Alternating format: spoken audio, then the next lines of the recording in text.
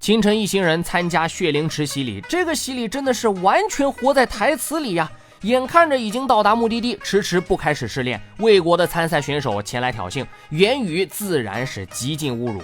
齐国这位小哥刚刚败给秦城，这会儿爱国情怀油然而生，王八拳重出江湖，可惜刚过一招又被打倒在地。颜怀将军看不下去了，打算出手教训教训罗景山，不过却被对方导师古庆逼退。四王子终于是站不住脚了，主动出列发起攻击。不过这位王子确实让大风很吃惊，他4两拨千斤的躲避对方攻击，迅速击退对方，甚至无视对方的大招熔岩血脉，也就几个回合就轻松取胜。